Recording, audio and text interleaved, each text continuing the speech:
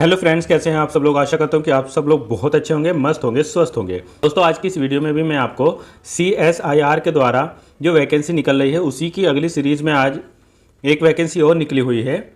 ये जम्मू कश्मीर में है। तो अगर कोई दिव्यांग भाई बहन या नॉर्मल भाई बहन ऐसा है जो जम्मू कश्मीर में जाकर नौकरी करने चाहते हैं, वो इस फॉर्म को ज़रूर फिल कर देना। लगभग इसमें सभी दिव्यांग अप्लाई कर पाएंगे। सभी का मतलब जो भी इच्छुक है, जो जाना चाहते हैं, जो करना चाहते हैं, क्योंकि इन्होंने अलग अलग कैटेगरी नहीं बताई है, इन्होंने PWD कहा है। तो इसका मतलब सभी दिव्यांग जो भी चाहे अपने मन से वो इसमें अप्लाई कर सकते हैं। कोई फीस नहीं लगने वाली।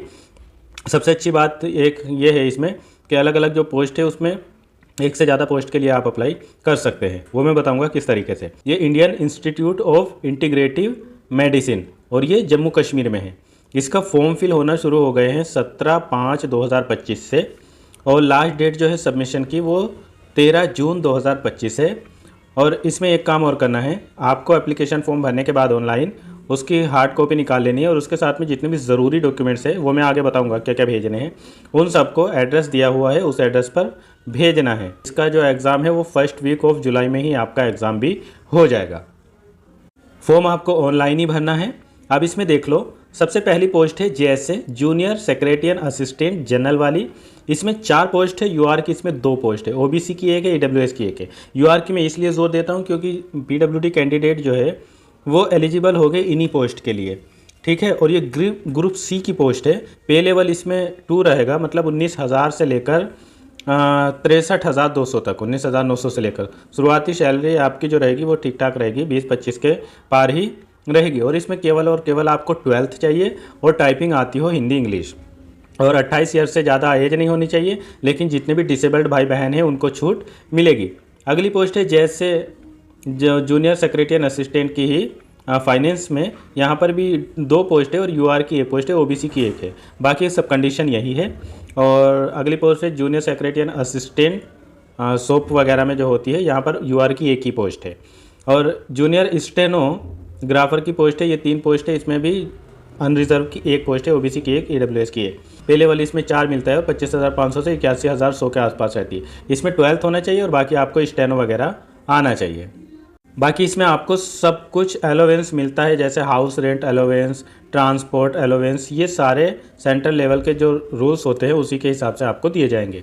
बाकी जैसे मैंने बताया, जो दिव्यांग भाई बहन हैं उनको एज रिलैक्सेशन मिलेगा। जनरल के है तो उनको 10 साल का, SC ST के है तो उनको 15 साल का, और OBC के हैं अगर तो उनको 13 साल की छूट मिलेगी। वो लोकोमोटर डिसेबल्ड हो या मल्टीपल डिसेबल्ड हो या CP हो, लेप्रोसी की हो, डाउन सिंड्रोम कोई भी हो, सभी को छूट यहाँ पर दी जाएगी। ये पढ़ लेना आप अच्छे से। अब मैं जो कह रहा था कि अलग अलग पोस्ट के लिए आप अप्लाई कर सकते हैं, तो जैसे आप मान लीजिए आपने जूनियर सेक्रेटरियन असिस्टेंट जनरल में भी अप्लाई कर दिया, जूनियर सेक्रेटरियन असिस्टेंट फाइनेंस एंड इसमें भी फाइनेंस वाले में भी कर दिया, और स्टोर कीपर वाले में भी, और स्टेनो में भी आप अलग अलग इसमें अप्लाई कर सकते हैं। एक बार करके देख लेना। अब इसका सिलेक्शन प्रोसेस और देख लो। जो जूनियर सेक्रेटरियन असिस्टेंट वाली पोस्ट है तीनों, उसके लिए सिलेक्शन प्रोसेस जो रहेगा वो देख लो। सबसे पहले इसमें 2 पेपर हो गए, पेपर 1 और पेपर 2। और इसमें OMR भी हो सकता है और कंप्यूटर बेस्ड भी हो सकता है। हिंदी इंग्लिश दोनों में ही क्वेश्चन आएंगे और 12th लेवल तक के ही आएंगे। 200 क्वेश्चन आएंगे और 2 घंटा 30 मिनट का टाइम मिलेगा। जो राइटर वगैरह लेंगे उनको एक्स्ट्रा टाइम मिलेगा। सबसे पहले 100 क्वेश्चन मेंटल एबिलिटी के आएंगे और 200 मार्क्स के हो गए ये, और यहाँ पर कोई भी निगेटिव मार्किंग नहीं होगी। इसके अलावा पेपर 2 होगा। पेपर 2 में जनरल अवेयरनेस और जनरल इंग्लिश ये आएंगे 50-50 क्वेश्चन और 150-150 मार्क्स के हो गए, और इसमें नेगेटिव मार्किंग रहेगी 1। फिर इसके बाद में आपका प्रोफिशिएंसी टेस्ट होगा कंप्यूटर पर, जिसमें 35 वर्ड पर मिनट इंग्लिश और 30 वर्ड पर मिनट हिंदी यहाँ पर आपसे पूछी जाएगी। अगर हम स्टेनो की बात करें तो स्टेनो में भी लगभग यही रहेगा, लेकिन इसमें general intelligence, general awareness, general English, general intelligence और अवेयरनेस के 50-50 आएंगे और इंग्लिश के 100 क्वेश्चन इसमें आएंगे, और इतने ही मार्क्स के हो गए, और इसमें नेगेटिव मार्किंग रहेगी। बाकी आपका प्रोफिशिएंसी टेस्ट स्टेनो वाला होगा, ये आप अपने हिसाब से देख लेना। देखो यहाँ पर एक पॉइंट लिखा है 23 नंबर पर कि person with benchmark disability PWD fulfil the eligibility condition prescribe under government of India instruction are encourage to apply. मतलब जिस तरीके से गवर्नमेंट ऑफ इंडिया की जो जितनी भी जॉब होती है उनमें जो रूल्स होते हैं वो सारे रूल्स यहाँ पर दिए जाएंगे रहेंगे। मतलब देखो 500 रुपये फ़ीस जो है इसमें वो जनरल OBC की लगेगी, और इसके अलावा जो भी SC ST और PWD और वोमेन एक्स सर्विस मैन और रेगुलर CSIR एम्प्लॉय है उनकी यहाँ पर कोई भी फीस नहीं लगने वाली है। अब एक चीज़ और समझ लो, यहाँ पर ये लिखा है कि ओनली वन एप्लीकेशन पर candidate will be accepted for each post code. तो ये ईच पोस्ट कोड के लिए लिखा है, इन्होंने लिखा है if a candidate submit multiple online application for the same post code using different email address only the most recently completed application will be considered और candidate should retain a copy. मतलब इनके कहने का मतलब है कि एक पर्टिकुलर पोस्ट के लिए आप अलग अलग ईमेल से 2 फॉर्म नहीं भर सकते। यानी इनके कहने का मतलब बस यही है कि एक ईमेल से किसी एक पर्टिकुलर पोस्ट कोड पर बार बार अप्लाई नहीं कर सकता एक व्यक्ति। हाँ, ये ज़रूर है, जैसे JSA स्टेनो या अलग अलग JSA1 JSA2 उनमें अलग अलग तो कर सकते हैं, लेकिन पर्टिकुलर एक पर ही नहीं कर सकते, बस ये समझ लेना आप। इसको अप्लाई करने का लिंक मैं टेलीग्राम चैनल पर आपको दे दूंगा, PDF भी वहीं पर आपको दे दूंगा।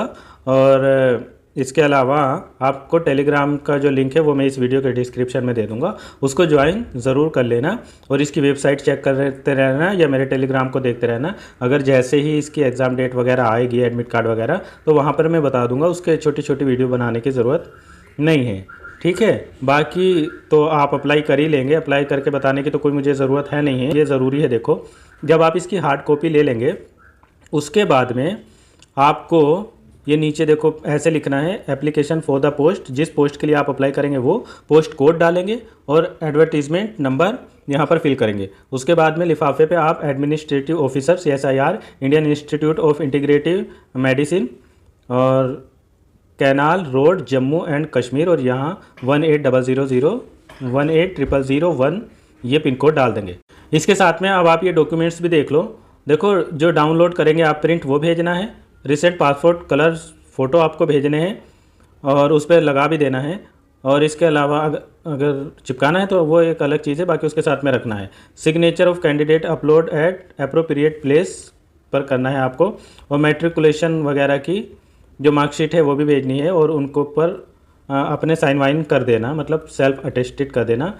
और इसके अलावा एफिडेविट अप्रोप्रिएट अथॉरिटी, अगर चेंज नाम वाम चेंज किया है तो, और आप डिसेबल्ड है तो आप अपना डिसेबल्ड सर्टिफिकेट और अपनी जो कैटेगरी सर्टिफिकेट है वो सेंट्रल लेवल का लगा देना।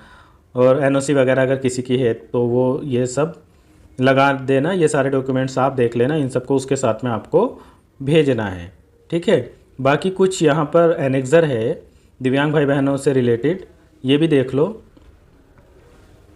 ये देखो यहाँ पर सब दिए हैं, इस तरीके का ये सर्टिफिकेट है परमानेंट जो होना चाहिए।